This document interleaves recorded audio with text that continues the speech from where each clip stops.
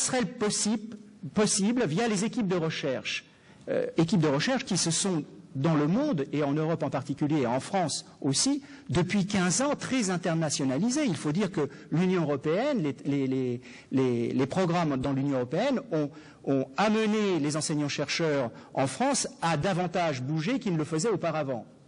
Hein. L'internationalisation a toujours existé, bien entendu, mais elle tend à se massifier. Donc cela touche la recherche, ces processus concernant la recherche sont certainement plus complexes que ceux qui concernent l'enseignement. Pourquoi? Parce qu'elles sont ancrées dans vous le savez bien, des légitimations complexes, des jeux d'acteurs, des territoires académiques et des liens privilégiés établis qui sont certainement liés à des relations épistémologiques, bien entendu, mais aussi parfois à des relations simplement affectives. Hein, et surtout avec l'Amérique latine, avec le Brésil, la question du contact humain est quelque chose de très important. Il est donc très complexe de faciliter ce dialogue au niveau de la recherche, et on le voit très bien où il y a un certain nombre de faiblesses techniques. C'est par exemple dans l'organisation des co-tutelles. Alors des co-tutelles de thèse, ça va encore pour la co-tutelle, mais les co-diplômes, là, ça devient très difficile. Il y a des enjeux de territoire encore. Et je crois que si on n'avance pas dans ce domaine-là, il y aura des difficultés dans les résultats de ce dialogue. Mais si finalement, je crois que ce n'est pas là le gros problème, j'ai parlé de problèmes techniques. Là-dessus, on peut avancer. Et je crois qu'il faut aborder maintenant ce qui pêche dans les relations de coopération universitaire franco-brésilienne, et quand j'entends franco ici, c'est francophonie, hein, c'est multilatéral. En ce qui concerne le second volet de l'interculturation universitaire, c'est celui de l'interlinguisme. Ce que j'appelle ici l'interlinguisme, c'est une prise en compte réelle des liens linguistiques dans la production et la diffusion du savoir. Un lien qui, dans le contexte luso-francophone, font apparaître le différentiel de flux en faveur des étudiants brésiliens complétant une formation en France ou au Canada, alors que très peu d'étudiants français et canadiens se rendent au Brésil.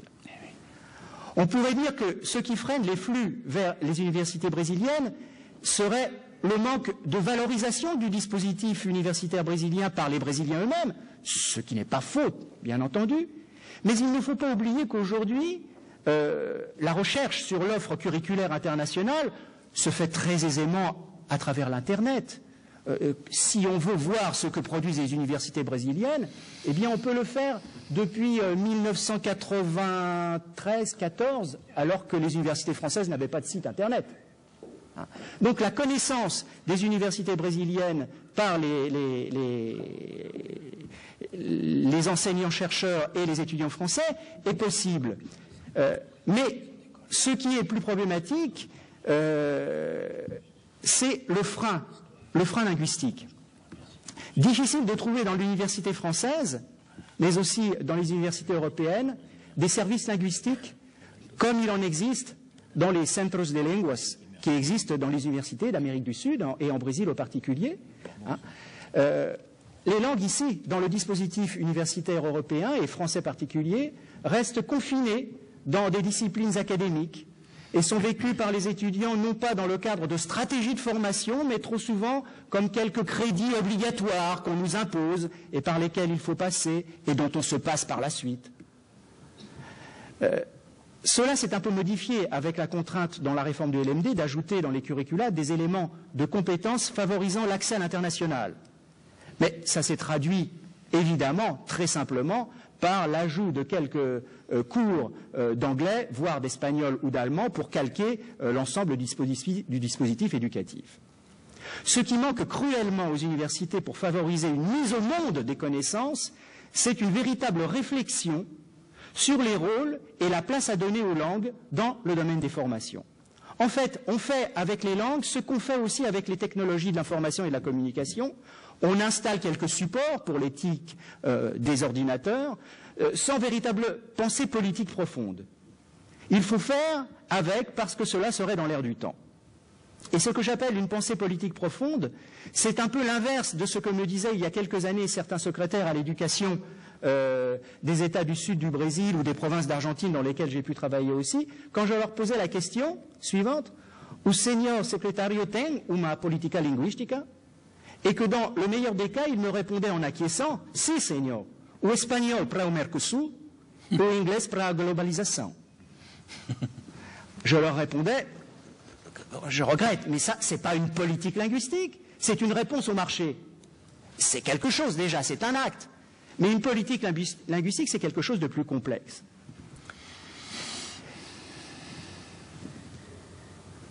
C'est une étude réfléchie sur l'impact de l'offre de langue dans la production et la diffusion du savoir. Situation qui se retrouve aussi dans le vestibular, l'examen d'accès à l'université au Brésil, qui impose certaines langues, mais ne prend pas en compte des compétences préexistantes dans d'autres langues, plus rares. Vous savez que dans le vestibular, on a bien entendu majoritairement l'anglais, on a encore un peu de français, on a un peu d'allemand, on a de l'espagnol qui a commencé à entrer, mais imaginons l'étudiant X, qui veut passer le vestibular, qui a des compétences faibles en anglais, mais qui serait un étudiant de la communauté japonaise ou chinoise, très présente au Brésil, avec de grandes compétences en chinois ou en japonais. Il risque de louper l'entrée à l'université, alors qu'il a des compétences dans une langue qui permettra à son université plus tard, au niveau de la recherche, d'être en contact avec d'autres secteurs universitaires finalement très difficiles d'approche. Il n'y a pas de réflexion sur les langues à l'université. Il n'y a pas de politique linguistique universitaire. De la même façon, en France, dans certaines formations comme les sciences du langage, où l'on forme des enseignants de français langue étrangère et où l'on trouve parfois 45% d'étudiants étrangers au niveau L, les compétences dans les autres langues ne sont pas prises en compte. On leur demande d'être bons en français, mais aucune réflexion sur leur propre langue. Cette politique linguistique universitaire à laquelle j'appelle, dans le dialogue mondial, c'est pas simple certainement à organiser, mais je crois qu'il faut aller vers des changements progressifs.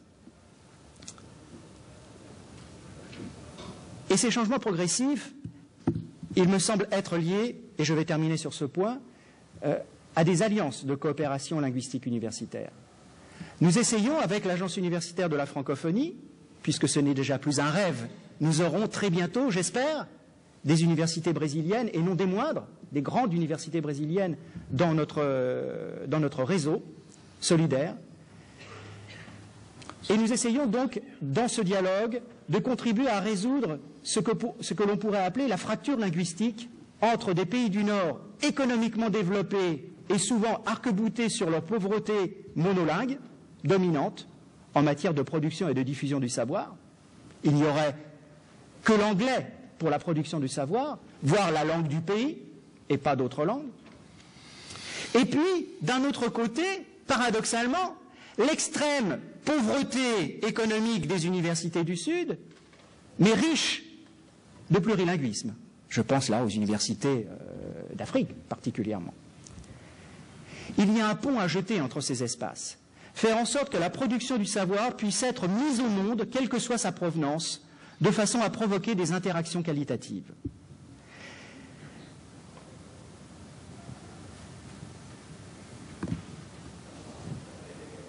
C'est le moment de poser le débat. Quasiment l'ensemble des dispositifs universitaires du monde sont dans une phase de rénovation. C'est le cas en Europe avec le LMD.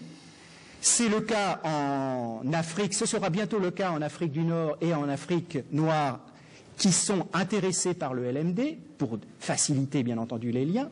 C'est le cas au Brésil où 10 ans après la fameuse loi LDB d'orientation de l'éducation de 1995, l'association nationale l'INDIFES, l'association nationale des dirigeants des institutions fédérales d'enseignement supérieur, a déposé un projet de réforme structurelle des universités du Brésil. Il y a un mouvement mondial de réforme dans les universités. C'est le moment pour nous, acteurs de politique linguistique, de poser la question des politiques linguistiques universitaires. Il doit y avoir une réflexion. On ne doit pas répondre au marché, on ne doit pas répondre à la continuité du système secondaire, on ne doit pas calquer. L'université est là pour réfléchir, elle doit apporter quelque chose en matière de politique linguistique. Et parmi les flux que nous contribuons à orienter avec les programmes de l'Agence universitaire de la francophonie, nous sommes très attentifs à la demande d'universités du Brésil comme Unicamp et USP, qui nous ont demandé d'entrer dans notre réseau, principalement, non pas pour envoyer des étudiants dans le Nord étudier, oui, peut-être aussi, mais surtout pour accéder à notre réseau d'universités africaines, parce qu'ils sont très intéressés à avoir des liens avec les universités africaines.